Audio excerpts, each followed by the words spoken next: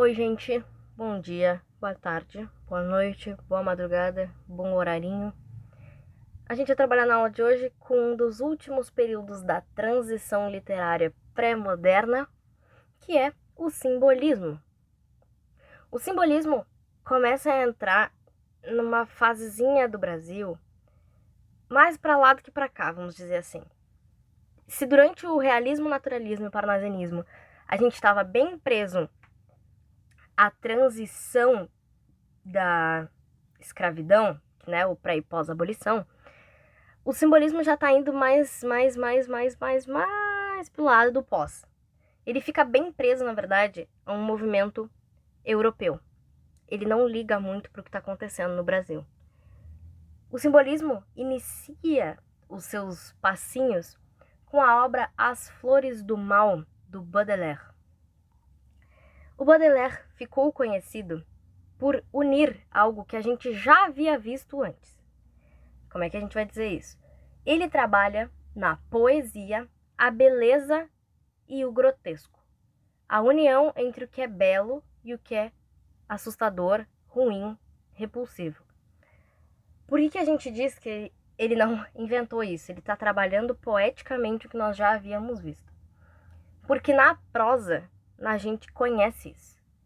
Em Mary Shelley com Frankenstein. Assim como vocês também devem associar essa imagem a King Kong, que é um animal grotesco e assustador, mas que tem a beleza do sentimento pela moça. Aqueles filmes como onde a gente tem um vilão assustador, um personagem assustador e uma moça que se apaixona por ele, marcos do cinema como Crepúsculo. Então, a raiz do simbolismo das Flores do Mal é a união entre o belo e o grotesco. E é por isso que a obra se destaca. Mas o simbolismo em si leva muito da literatura do positivismo racionalista. Então, é algo que está acontecendo com muita força na Europa, principalmente na França. Já que aconteceu a Revolução Francesa, nós estamos sobre movimentações políticas da França, que infelizmente depois vão acarretar em problemas que levarão, por exemplo, à Segunda Guerra. Mas movimentações políticas francesas de filosofia e pensamento social são muito fortes. Então, sim, o movimento é basicamente pensado sobre a ótica europeia. E meio que como tudo que o brasileiro fazia era estudar na Europa, o movimento meio que vem por migração. Para quem não conhece a obra do Baudelaire, esse é um dos pedaços da poesia dos Flores do Mal. Ele escreve poesias bem longas, tá? Normalmente elas têm uma métrica e uma ordem, mas ele costuma escrever poesias bem longas. Esse é um trecho de um soneto. Quando fores dormir, ó bela tenebrosa, em fundo de uma cripta em mármore lavrada, quando tiveres só por alcova e morada o vazio abismal da carneira chuvosa.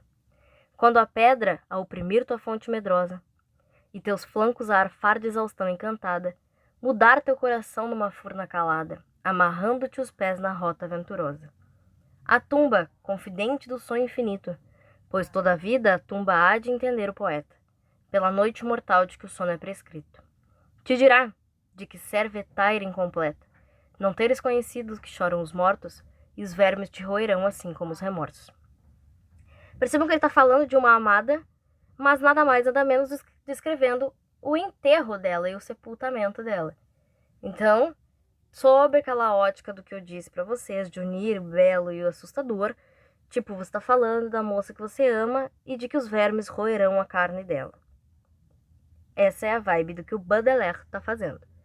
O problema, por que a gente vê a literatura do simbolismo como algo confuso? Ela é uma literatura muito mística, que normalmente fica muito presa a questões de subjetivismo, religiosidade, da briga com a razão, visto que, tipo, nós temos todos os movimentos que estão acontecendo são sobre reflexão. Pensem assim, antes disso vem o realismo. No mundo está acontecendo revoluções, o Brasil está passando pela abolição da escravatura, reflexões sobre o que vai se fazer com toda essa população analfabeta e pobre. não é e não seria o momento adequado para se pensar em sentimentalismo e fugir da própria realidade. Ok, todos nós gostaríamos de fugir de ter que passar por essas situações, mas está no momento em de ser necessário ser ligado a ela. É o positivismo, é o racionalismo, é o academicismo que está ganhando força, porque precisa se começar a pensar no que será feito do mundo. E o simbolismo vai andando na contramão. Ele vê tudo o que está acontecendo e diz, beleza, vou ser diferentão. E faz exatamente o contrário. Ele vai pensando no subjetivismo, em como expressar o sentimento, em valorizar o meu sofrimento. Não importa que você esteja sem uma perna, eu quebrei a minha unha e estou muito triste. Aí vocês vão me dizer, tá, mas qual o problema com isso? O primeiro problema é ir na contramão do que está se fazendo com a literatura. Vocês podem lembrar, por exemplo, do parnasianismo, que vem um pouquinho antes do simbolismo. A ideia do parnasianismo é exatamente acabar com o sentimentalismo. Quem lembra dos poemas tipo vaso chinês ou vaso grego, em que é simplesmente um vaso de planta? É acabar com essa ideia de que o sentimentalismo precisa mover a ideia humana.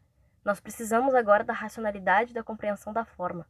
Enquanto aqui, os simbolistas resolvem, no meio de um caos, de um pandemônio mundial, pensar sobre a vivacidade e a fugacidade da vida e sobre como a valorização da minha dor vale mais do que pensar sobre a razão da existência.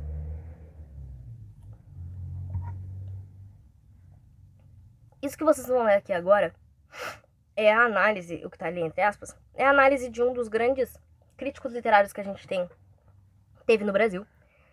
Ele é, na verdade, uma das pessoas que tem a melhor compreensão sobre a literatura brasileira. O nome dele é Alfredo Bozzi. O Bozzi diz que o que nos propõe um problema de gênese literária é se o movimento teria nascido aqui por motivos internos ou foi obra de imitação direta dos modelos franceses. Por que ele fala isso? O simbolismo quase não tem força no Brasil. Ele quase não tem adeptos. Ele basicamente é uma escrita passageira, que a gente só não exclui porque não teria onde encaixar esses outros autores, já que a estética do que eles estão fazendo pro período não cabe em lugar nenhum. E o próprio Bozzi reconhece que o simbolismo nada mais é do que essa importação do que se faz na Europa. Tipo, europeu tá fazendo, eu fui estudar na Europa, essa é a super vibes da Europa, a gente vai fazer aqui também. Só que no Brasil não tem espaço para isso no momento. A gente está durante um caos político das passagens das repúblicas, dos impérios. A gente está num caos da sociedade com a abolição. Então tá tudo acontecendo ao mesmo tempo e o autor tá pensando em sentimentalismo, em como as coisas são belas e em como também são grotescas e em como a gente precisa pensar nos nossos sentimentos. Então, não tem espaço para essa literatura.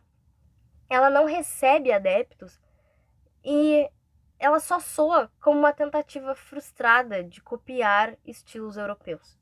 E o próprio Bozzi reflete sobre isso, tipo, será que a gente realmente precisava dessa literatura? Por isso ela veio, tipo, foi os acontecimentos do Brasil que fizeram a necessidade do simbolismo, ou ele simplesmente foi uma imitação?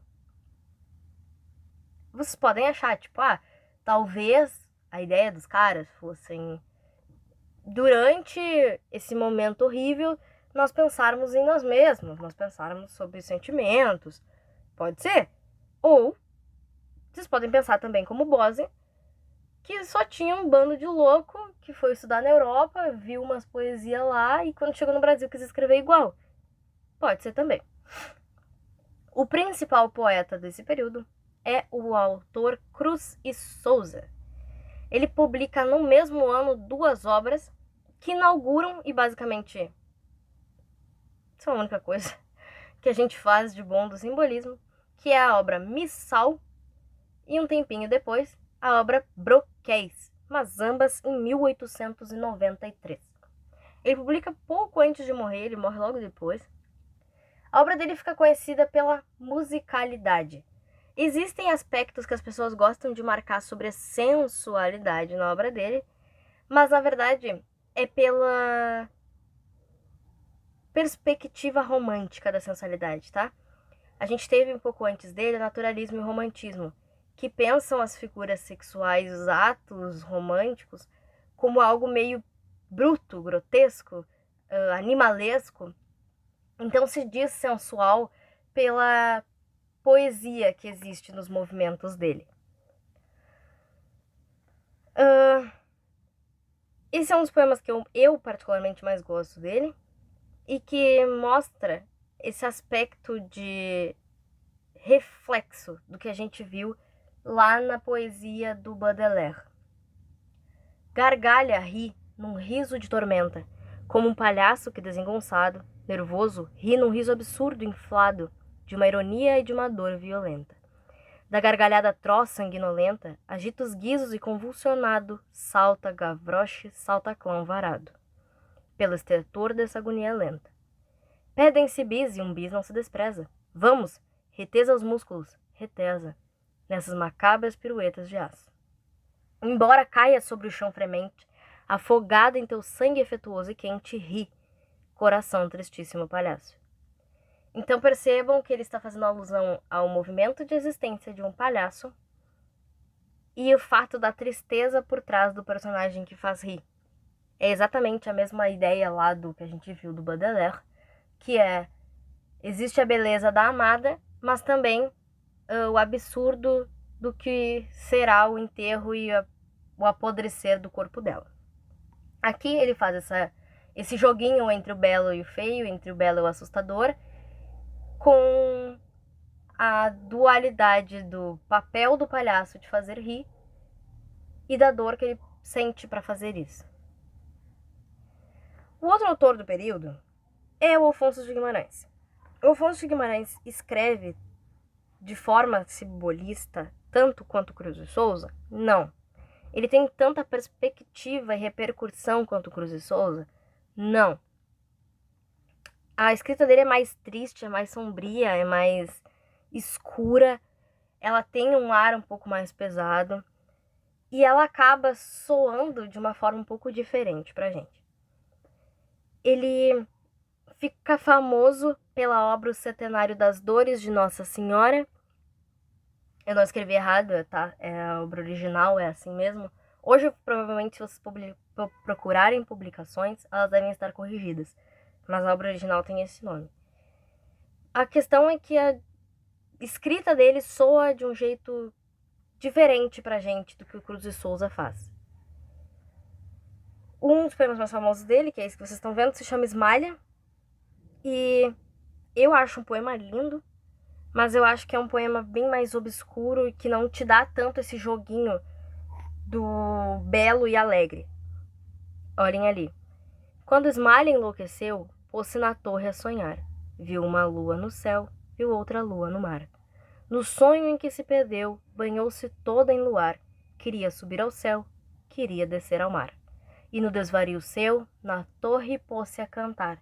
Estava longe do céu, estava longe do mar. E como um anjo pendeu as asas para voar, queria a lua do céu, queria a lua do mar. As asas que Deus lhe deu ruflaram de par em par. Sua alma subiu ao céu, seu corpo desceu ao mar. Então ele está narrando o suicídio da personagem Esmalha. E percebam que, por mais que exista este ar poético sobre o céu e o mar que se repete para te dar essa imagem de uma janela onde enxerga-se a união do horizonte do céu e do mar, ela é um pouco mais sombria, ela é um pouco mais drástica, mais grave. E eu acho interessante, eu acho que soa de uma forma bela, mas a gente entende um pouco, é perceptível a distância entre o joguinho do riso que o Baudelaire e o Cruz de Souza fazem, que não existe aqui. É entre o lírico e o grotesco, não necessariamente o belo.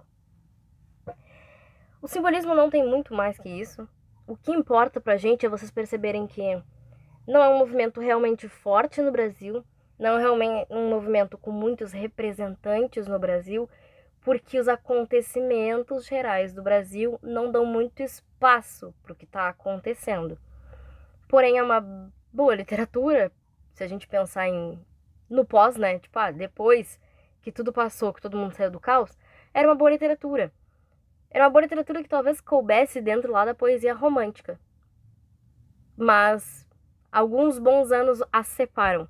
Por isso elas têm um momentinho e uma escolinha só pra elas. Mas vocês podem ver que é algo que meio que não se encaixa no que a gente vinha vendo. Quem lembra do realismo, naturalismo, do nada dá de cara com esse simbolismo aqui, parece um pouco confuso. Mas eles estavam aí, eles escreveram, não costuma aparecer muito em prova. Quando aparecem normalmente esses dois autores, não é algo que vocês precisam muito se preocupar, porque vocês veem que elas têm características bem fortes e que principalmente destoam de tudo que está acontecendo na época. Quem lê parnasianismo não lê simbolismo.